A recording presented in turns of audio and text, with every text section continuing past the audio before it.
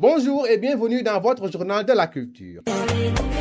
Limobogedon, c'est le nouvel opus de Houseside Unistef, une collaboration entre 4 grands noms de la musique sénégalaise, Diamant Express, Vigie, Miyagissé et OMG Oumigay, pour donner leur voix à l'intégration et au maintien des filles dans les enseignements techniques et des mathématiques pour garantir justement des débouchés à ces jeunes filles qui sont le plus souvent lésées à cause des travaux dans les maisons, des mariages et grossesses précoces, mais aussi de la pauvreté et de manque d'infrastructures adaptées dans leur environnement social. Voici justement l'un de ces artistes, Oumigay, qui revient sur ce plaidoyer. Un message qui semble essentiel. Donc le message, c'est encourager les jeunes filles à croire en leurs capacités et à se projeter dans l'avenir sans pour autant se fixer des limites.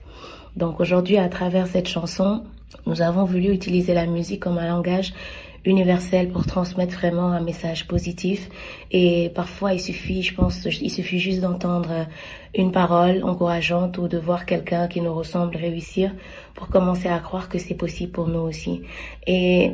cette chanson s'inscrit dans le cadre d'un projet qui fait la promotion des jeunes filles dans les STEM. Donc, quand on parle de STEM, on parle de sciences, de technologie, d'ingénierie et de mathématiques. Et ce sont des secteurs aujourd'hui où on voit que que les jeunes filles restent encore sous-représentées. Et à travers cette initiative, nous voulons vraiment leur montrer qu'elles ont toute leur place dans ces domaines et qu'elles ont toutes les capacités pour y réussir.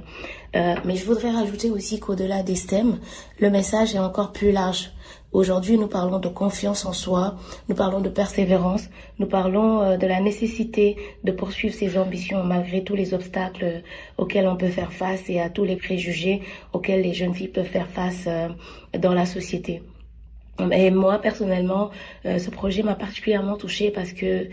il parle de possibilités, d'opportunités et d'avenir surtout. Et j'ai toujours été sensible à ce genre de questions. Donc, des questions liées à la place des femmes dans notre société, à leur autonomie, à leur capacité à choisir librement leur chemin. Et je suis aussi engagée dans des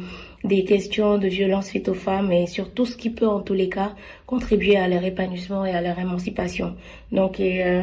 moi je crois en tous les cas que quand une fille a accès à l'information, à des modèles, et c'est important, à l'éducation, elle gagne beaucoup confiance et elle gagne beaucoup en confiance et en liberté. Et donc participer à ce projet, pour moi vraiment c'était une façon d'apporter ma voix à une cause qui me tient à cœur et à une cause qui est très importante. Et ce par quoi je vais terminer aujourd'hui, c'est que si cette chanson peut aider une jeune fille à croire davantage en elle et à oser à aller au-delà de ses limites, à poursuivre ses rêves ou à simplement comprendre qu'elle est capable de réaliser de grandes choses, alors nous aurons déjà accompli vraiment quelque chose d'important. Ce qu'aujourd'hui je veux dire à toutes les jeunes filles, c'est de ne pas avoir peur, de rêver grand, parce que l'avenir, ton avenir, leur appartient. Et puis la SODAV en conférence de presse pour évoquer justement les droits d'auteur et droits voisins. Voici le directeur de la SODAV, Ali Batili, qui revient sur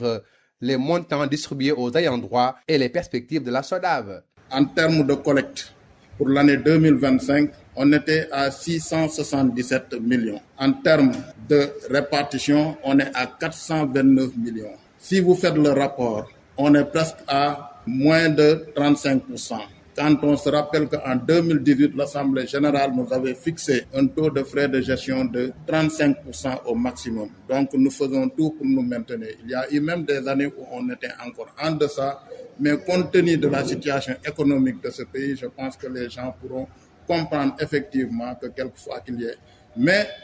ce chiffre de 429 millions qui constitue la répartition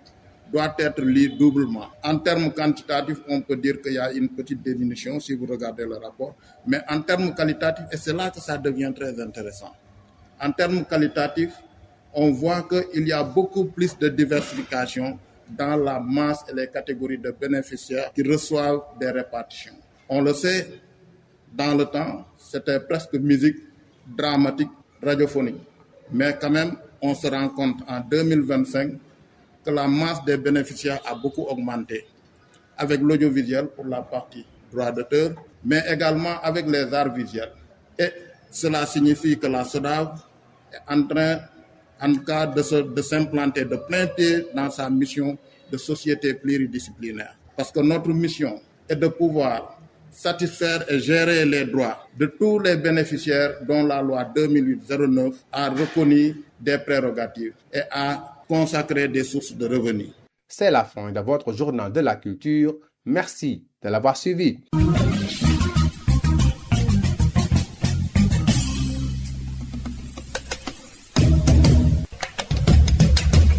dal leen ak jàmm ci seen xibaaru mbatit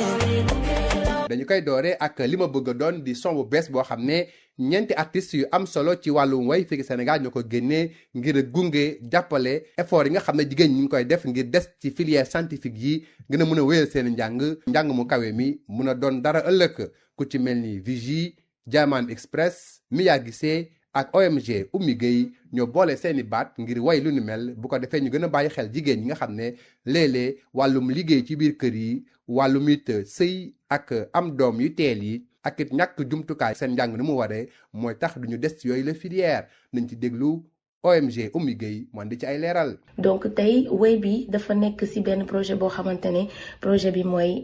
def promotion wu jigéen ñi dans les STEM donc bu ñu waxee STEM nag dañuy wax science lépp luy technologie ingénierie ak mathématique te nekk na ay secteurs yoo xamante ne nii tey jii amaana ñoo yor àddina bi te ci secteur yooyu dañuy gis que ne xale yu jigéen ñi bëriwuñu ci te pourtant amaana am na ay xale yu jigéen yu bëri yoo xamante ne bëgg nañ dem ci secteur yooyu donc tey à travers initiative bi dañ leen bëggoon wan que ne ñoom tamit am nañ seen place ci domaine yooyu noonu et que ñoom tamit am nañ capacité yooyu noonu pour mën a évoluer pour mën a ñàkkante ci domaine yooyu nekk fa ay leader également donc mais au-delà de STEM bi le message bi gën na yaatu ndax dañuy wax ci gëm-gëm ci gëm sa bopp ci góorgóorlu ci tey nga am ambition nga bëgg dara pour sa bopp nga dem ci ba jeex malgré gàkk-gàkk yi malgré problème yi nga xamante ne ni moom ngay faire face malgré obstacle yi gis nañ que ne préjugés yi bëri na ci jigéen ñi obstacle yi bëri na mais malgré loolu lépp dañu bëgg a wax ci biir woy bi que ne yéen dem leen mën ngeen ko def donte dañ leen di rappeler aussi que ne waruñu bàyyi waruñu abandonner waruñu baisser les bras te man personnellement su may wax ci lii dama siy waxee ak xol parce que dama nekk nit koo xamante ne ni dama yàgg engagé ci question yi nga xam ne dafay laal jigéen ñi donc seen place ci société bi seen autonomie seeni capacité à mën a def seeni choix librement te vraiment ay questions aussi yoo xamante ne c'est ay questions liées aux violences ak lépp loo xam ne mën na dimbali jigéen à ce que mu autonome mu épanouir mu am émancipation te man jàpp naa ne tey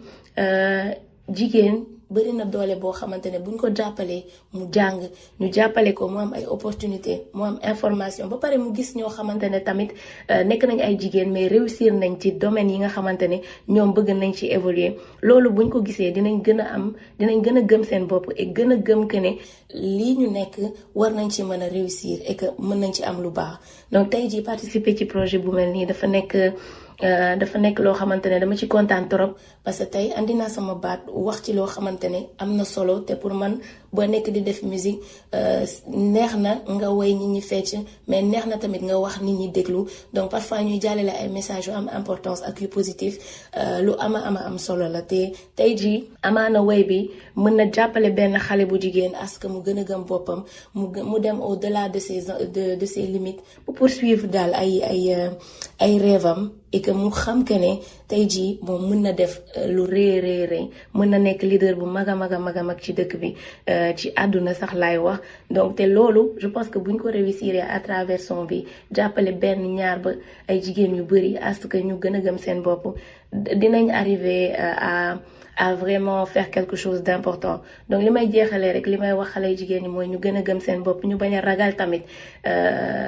ñu bañ a limiter seen bopp. jóge ci loolu wax ci li nga xam ne moo di liggéeyu SODAV di kër gi nga xam ne mooy lijjanti ak làqati lépp jëm ci wàllu àq ak yelleefu woykat yi ak fentkat yi jot nañu def conférence de presse ngir wax ñaata koppar la ñuy jot a jébbal li nga xam ne ñooy ayants droit yi di woykat yi ak fentkat yi lée dañ ci déglu Ali Bathily directeur SODAV moo di ci ay leeral. ñu ne juróom-benn téeméer ak juróom fukk ak juróomi million du noonu j'espère que juumuma c'est ça voilà loolu moom la ñu dajale moom la ñu naan collecte moom mooy perception ñu séddale 429 millions yu teg 429 millions donc mooy ñeent téeméeri millions ak ñaar fukk ak juróom-ñeent millions ak lu teg ñu séddale ko suñuy charge doonoon 578 millions moo waxoon ko ne charge boobu dafa am lu ko jàppale subvention wane ne projet yëpp présidente bi wax sànq lu bëri def nañ ko te laaluñu xaalisu artistes yi parce que la ñuy état de subvention yenn saa yi ci lañ ko defaree nga xam ne duñu laal daraw artistes yi loolu dafa baaxoon aussi ñu préciser nan lañ ko jëriñoo nañ lañ ko utiliser ba nga xam nu ñu gën a ñàkkalaalee xaalis artistes def nañ ko ba nga xam dañoo tënk aussi ci yoon bu nga xam ne moom la ñu teg fii tegoon ñu nekk au moins de 35% bien que nag plafond 35 loolu aussi mais lu leneen lu ci gën a am solo te ma waxoon ko ci lii nii ñu répartir damaa ne mun nga cee am ñaari jàngat naam nit mun na ma xaw na waaye lu ci gën a am solo mooy dafa gën a law répartition bi dafa gën a law bu njëkk ba soo xoolee musique ñoo doon gën a bénéficier wu répartition yenn saay art dramatique mais kuy ñëw SODAV léegi da nga gis je pense que auteur audiovisuel yi danañ seede firndeel lu ma wax ñuy def art visuel danañ firndeel seede lu ma wax musique bi aussi yematuñ rek ci musique nuñ ko doon kiyee noonu mais même numérique bi da cee am solo ñu ciy avancé di ci def jéego yu baax ak religieux yi parce que aussi soo xoolee les chanteurs religieux amoon na ay jamono tumuranke woon nañ lool ci mbirum droit d'auteur waaye léegi jàpp naa ne xëy na tax ñoom ñoo bokk ci patron yi ak kilifa yi su ñuy jël ñu nga fii la ñu ndar keppee seen xibaaru mbatit jërë ngeen jëf ci déglu bi